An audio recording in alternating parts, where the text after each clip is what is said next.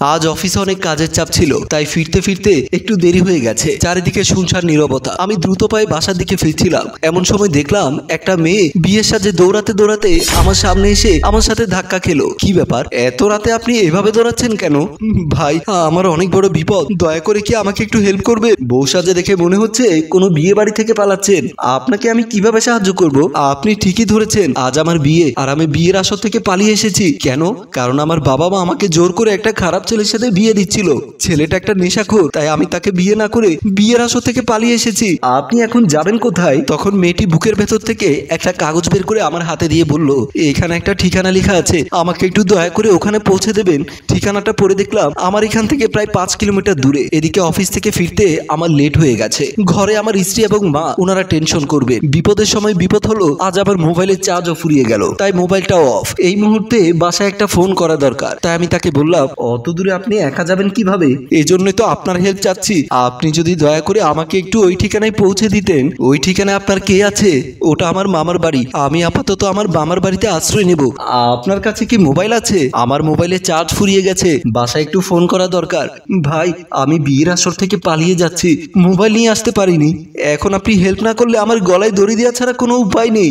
শেষে নিরুপায় হয়ে অসহায় একটা মেয়েকে সাহায্য করার জন্য আমি তাকে নিয়ে তার মামার বাড়ির উদ্দেশ্যে রওনা দিলাম। আমরা অনেক দূর হাঁটতে হাঁটতে অবশেষে মেয়েটির মামার বাড়ির সামনে এসে মেয়েটি বলল, এটা আমার মামার বাসা, দাঁড়ান আমি কলিং বেল টিপি। মেয়েটি কলিং বেল টিপার সাথে সাথে একজন মাঝবয়স্ক লোক দরজা খুলে দিল। মেয়েটি মামা বলে লোকটিকে জড়িয়ে ধরে ঘরে ঢুকে গেল। সাথে সাথে আমিও ঘরে ঢুকলাম। লোকটি বলল, আজ না তোর বিয়ে, তুই বিয়ের আসর থেকে পালিয়ে এসেছিস, আয় ভেতরে আয়। তারপর আমাদেরকে নিয়ে ড্রয়িং রুমে বসালো। ঘরের ভেতরে আর তেমন কাউকে দেখতে পেলাম না, হয়তোবা অনেক রাত হওয়ার কারণে সবাই ঘুমিয়ে গেছে। মুরব্বিটা মানে মামা জিজ্ঞেস করলো, তুই বিয়ের আসর থেকে পালিয়ে এলি কেন? মামা, বাবা আমার সাথে একটা মাতাল ছেলের সাথে বিয়ে ঠিক করেছে। তুমি তো জানো আমি একটা ছেলেকে ভালোবাসতাম। হ্যাঁ, যার সাথে তোর বাবা বিয়ে না দিয়ে অন্যখানে তোর বিয়ে ঠিক করেছিল, আর তাই তো আমি বিয়ের আসর থেকে আমার ভালোবাসার মানুষের সাথে পালিয়ে এসেছি। তোর ভালোবাসার মানুষ মানে? হ্যাঁ, উনি হচ্ছে আমার ভালোবাসার মানুষ, যার হাত ধরে আমি আজ বিয়ের আসর থেকে পালিয়ে এসেছি। এই কথা বলে মেয়েটি যখন আমাকে দেখিয়ে দিল, তখন আমি চমকে উঠলাম। এসব কি বলছে মেয়েটি? আমি বললাম, আপনি এসব কি বলছেন? সমস্যা নেই, আমার মামা খুব ফ্রি মাইন্ডের মানুষ, তোমাকে মামার সাথে পরিচয় করিয়ে দেওয়ার জন্য তো এখানে নিয়ে আসলাম। আপনার কি মাথা ঠিক আছে?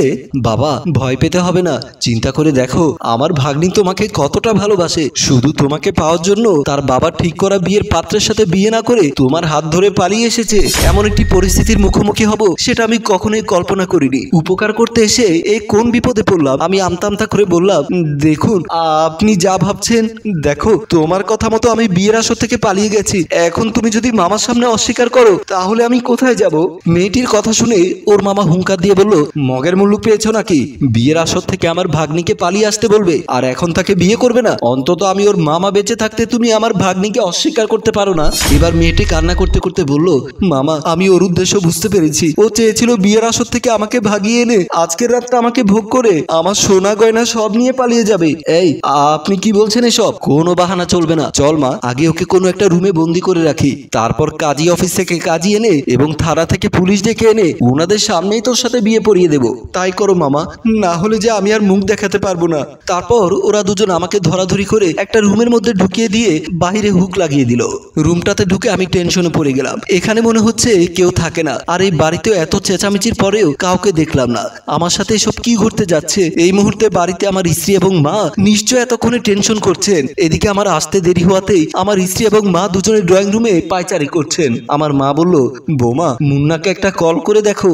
মা, অনেকগুলো কল করেছি কিন্তু আপনার ছেলের মোবাইল বন্ধ। নিশ্চয় আমার ছেলে কোনো বিপদে পড়েছে। বিকেলে আমি যখন ফোন করেছিলাম তখন বলেছিল আজ নাকি অফিসে কাজের চাপ বেশি, তাই ফিরতে দেরি হবে। এখন রাত 2টো বাজে, ও কি বাসায় আসবে নাকি অফিসে থাকবে? কিছু একটা বললেই তো হতো। আমি অফিসে ফোন করেছিলাম, বলেছে রাত 9টার দিকে বের হয়েছে। তাহলে এখনো বাসায় আসছে না কেন? দুজনে টেনশন করতে করতে পায়চারি করতে লাগলেন। এদিকে থানা থেকে পুলিশ নিয়ে এসেছে, সাথে কাজী সাহেব। ওই মেয়েটার মামা আমাকে ধরে ড্রয়িং রুমে নিয়ে আসলেন। পুলিশ অফিসারকে দেখিয়ে বলল, স্যার এই হারামজাদা আমার ভাগ্নিকে বিয়ের আসর থেকে তুলে এনে এখন বিয়ে করছে না, অথচ ওর সাথে আমার ভাগ্নির দীর্ঘদিনের সম্পর্ক। পুলিশ অফিসার আমার দিকে তাকিয়ে বলল, মামা বাড়ির আবদার পেয়েছো? শালা, যদি বিয়ে না করো তাহলে ডিরেক্ট জেলে ঢুকিয়ে দেবো। কাজী সাহেব বলল, বাবা এই অসহায় মেয়েটা যখন তোমার হাত ধরে পালিয়েছে তখন ওকে বিয়ে না করলে তুমি যে জাহান্নামে যাবে, তাই বিয়ে যেহেতু করতে হবে আল্লাহর নাম নিয়ে কবুলটা বলে বলেই ফেলো। তারপর ওরা জোরাজোরি করে অপরিচিত ওই মেয়েটার সাথে আমাকে বিয়ে পড়িয়ে দিল। এসব করতে করতে ভোর 5টা বেজে গেল। আমার মা সোফার উপরে বসে ঝিমুচ্ছেন, আমার স্ত্রী তখনও ড্রয়িং রুমে পায়চারি করছেন। কলিং বেলের শব্দ হওয়ার সাথে সাথে আমার স্ত্রী দৌড়ে এসে দরজা খুলে দিল। আমি সদ্য বিয়ে করা মেয়েটিকে নিয়ে রুমে ঢুকতে আমার স্ত্রী আমার সাথে নতুন বউ দেখে সেন্সলেস হয়ে ফ্লোরে পড়ে গেল। আমার মা বসা থেকে উঠে বলল, বাবা তুই এই কাকে বিয়ে করে নিয়ে এসেছিস, ইনি কে?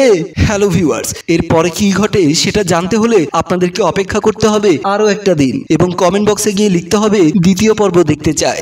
আপনাদের কমেন্টের উপরে ভিত্তি করে আমরা এই গল্পের দ্বিতীয় পর্ব নিয়ে আগামীকাল ঠিক এই সময় এই পেজে হাজির হব। গল্পটি ভালো লাগলে শেয়ার করে দিয়ে সবাইকে দেখার সুযোগ করে দিন। ধন্যবাদ।